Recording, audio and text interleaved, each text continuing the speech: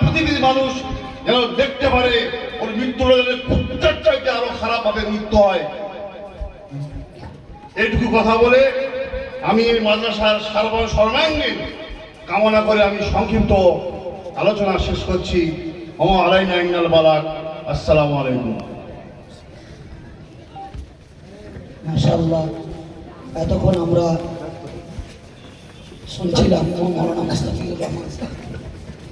এবারে আমরা এর পরবর্তী বক্তা হিসেবে আমরা হযরত মৌলানা মুফতি আমিনুদ্দিন সাহেব কাসিমি,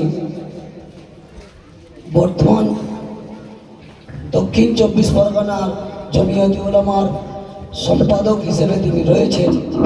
আল্লাহ তাবারক তাআলা তার হায়াতকে দারাজ করুন। আর খুব করুণ আবেদনের সাথে বলছি, আমাদের হাতে খুব সময় সংকীর্ণ, দুটোর বেশি পর্যন্ত আমরা প্রোগ্রাম চালাতে পারবো না।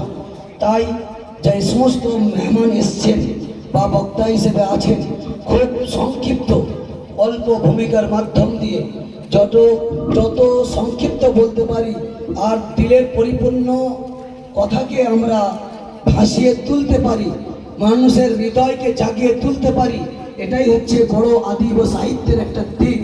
আর আমরা আশা করব মৌকা মহল যে হয় সেগুলোকে সামনে রেখে যে সাধারণ মানুষরা আমরা রয়েছি তাদেরকে আরও বেশি সুন্দরভাবে জাগিয়ে তুলব খুব অল্প কথার মধ্যে। আর এটাই আমাদের সাহিত্যিক দিকটা তুলে ধরবো। তাই আমি হযরত মৌলানা মুফতি আমিনুদ্দিন কাসিমি সাহেবকে কেবলমাত্র এই সময় সংকীর্ণের জন্য 5 মিনিট সময় দিচ্ছি। তিনি 5 মিনিটের মধ্যে নিজের কথা শেষ করবেন ইনশাআল্লাহ। নাহমাদুহু ওয়া নুসাল্লি আলা রাসূলিহিল কারীম। আউযু বিল্লাহি মিনাশ শাইতানির রাজীম। বিসমিল্লাহির রহমানির রহিম। واعتصموا بحبل الله جميعا ولا تفرقوا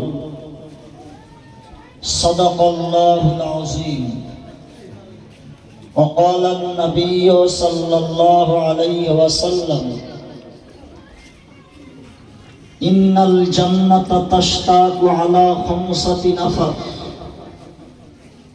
إلى آخر الحديث أو كما قال عليه الصلاة والسلام। মঞ্চে উপস্থিত ভারতবর্ষের শীর্ষস্থানীয় সূর্য পুরুষ যারা উপস্থিত হয়েছেন ও ভারতের বাইরে মালয়েশিয়া থেকে যে মেহমানে খাস এখানে উপস্থিত হয়েছেন তাদেরকে আমার অন্তরস্থল থেকে আন্তরিক শ্রদ্ধা, সম্ভ্রম, ভালোবাসা জানিয়ে উপস্থিত দিনদরদি, দিন পিপাসু, সমাজসেবী, শিক্ষা অনুরাগী, কোরআন প্রেমিক শ্রোতা মণ্ডলী, সবাইকে আন্তরিক শ্রদ্ধা, শুভেচ্ছা, ভালোবাসা, অভিনন্দন জানিয়ে সংক্ষিপ্ত সময় মোরাল দুটি কথা। এটা শুধু শিক্ষা প্রতিষ্ঠান নয়, কোরআনী শিক্ষা প্রতিষ্ঠান।